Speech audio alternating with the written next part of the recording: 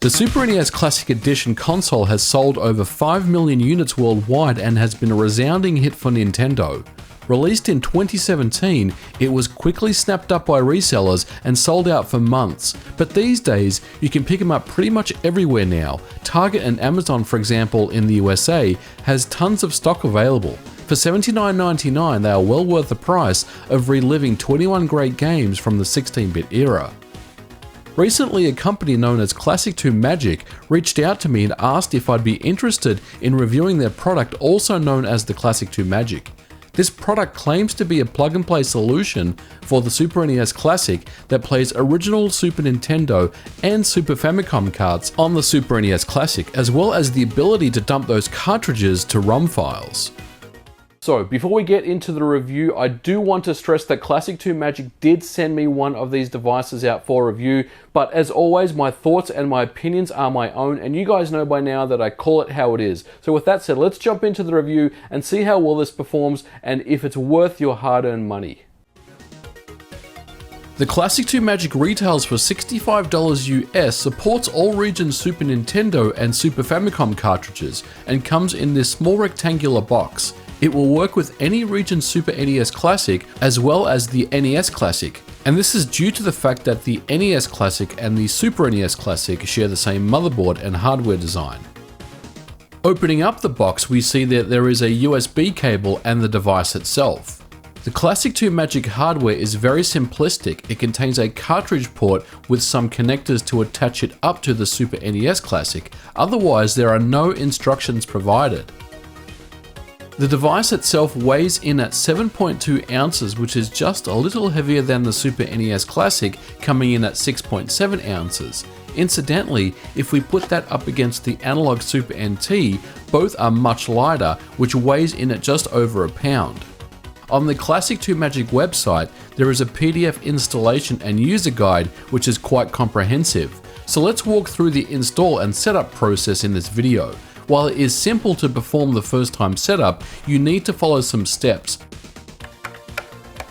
To begin, take the supplied USB cable and connect the large USB connector to the Classic2Magic and the smaller side to the Super NES Classic via the USB port. You should have something that looks like this. Next up, connect the power supply to the Classic2Magic via the 5V USB power supply. The one that comes with the Super NES Classic will work fine, but make sure you have a power supply that is at least rated 1 amp or higher. And finally, the HDMI connects to the monitor or display as normal.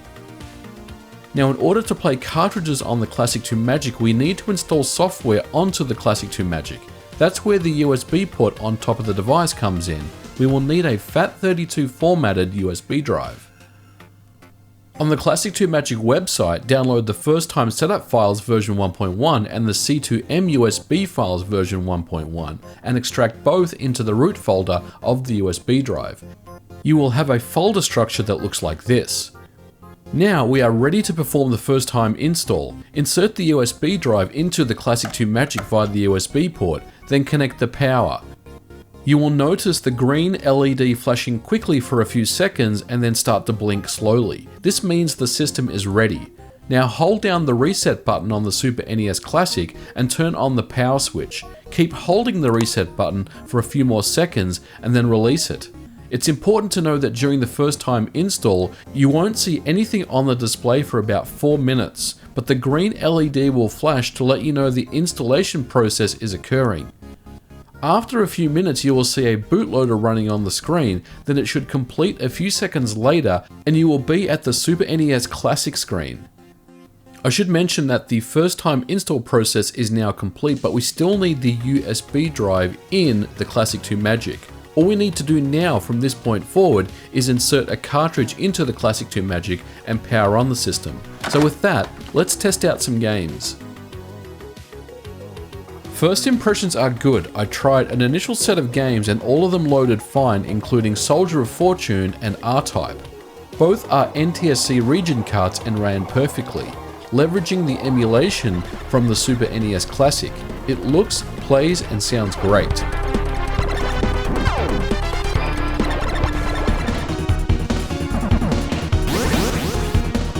Power up.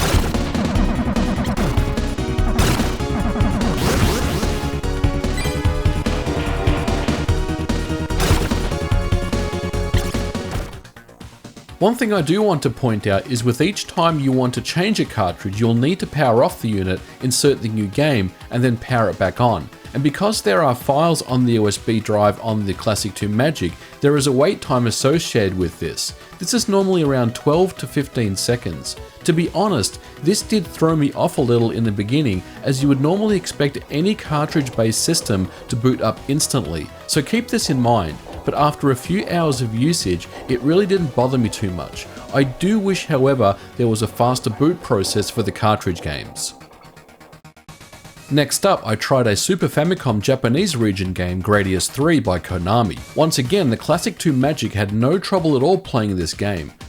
And so far, I'm impressed with the unit. Even with the steps needed to set up the device, it works as advertised.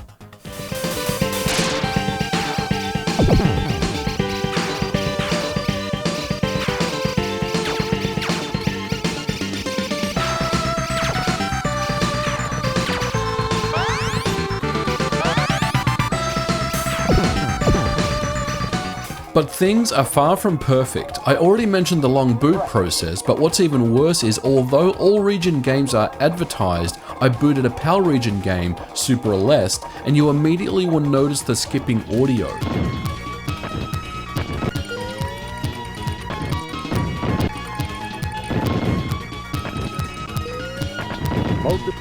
Presumably it's a timing issue between PAL running at 50 frames per second. This makes the audio sound very poor, and to my ears it's a deal breaker if you are in a PAL region country. I am hopeful, however, that this can be addressed in a future update of the software.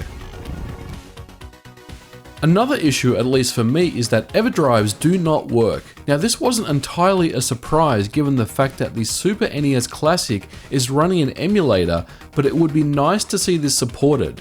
There's also some strange compatibility issues. Super Effects 1 and 2 games are hit and miss. Star Fox, for example, will not boot up and comes up with this error.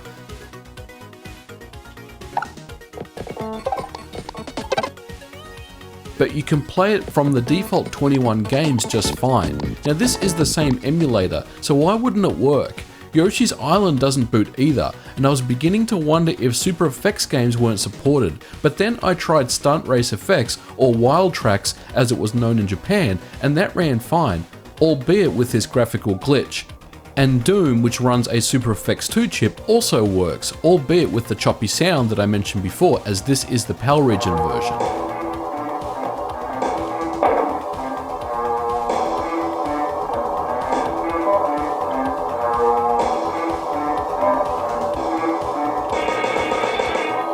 Game compatibility really needs to be improved. Some games that I tried did not work either. Super Mario All-Stars has no special custom chips at all, but refused to boot. I also tested ActRaiser 2 and it crashed every time in the same spot during the Mode 7 rotation on the map screen. I do hope the company takes a look at these issues and comes with fixes to improve compatibility. I tried only a sample of maybe 25 cartridges, but I had 5 of those that did not work. And to me, 80% is not a very high success rate. I'd like to see this improved in the future. Now, before someone tells me that I should have cleaned the contacts of the cartridges with alcohol or something, the Classic2Magic will dump each cartridge you insert as a ROM file into a folder on the USB drive. And for what I can only assume is to address the compatibility issues, RetroArch has been installed on the Classic2Magic under the settings menu. Loading up any of these ROM files like Star Fox that did not load with the cartridge loads fine under RetroArch. So this tells me that the ROM file was dumped correctly and the cartridge itself was not the issue. Having the built-in ROM dumper is a very cool feature, given the fact that back in the old days you'd have to spend hundreds of dollars on a Super Wildcard device to dump Super NES cartridges. Having this available to you for the price point of $65 is actually very welcome, and I could see myself dumping my entire Super NES cartridge collection and preserving my ROM files.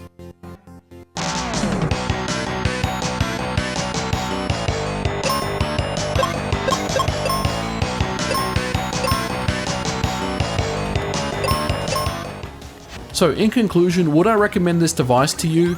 If you want to play PAL region cartridges, I would say no, but hold off and keep an eye out for a software update which will hopefully address this issue. If you are in North America or an NTSC region country, I would say even with the compatibility issues, there is a lot to like about this device. It does everything as advertised, and you get the ability to dump your cartridges as well. I do, however, want to see compatibility improved overall for the device, as I think it has lots of potential and does a good job. So yes, for $65, if you have a Super NES Classic laying around and want to do more with it, this product might be right for you.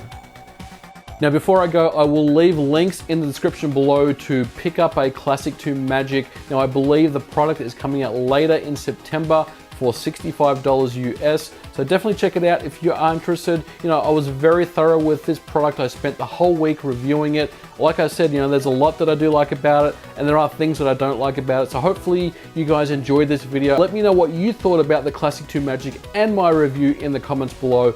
As always, don't forget to like and subscribe, and I'll catch you guys in the next video. Bye for now.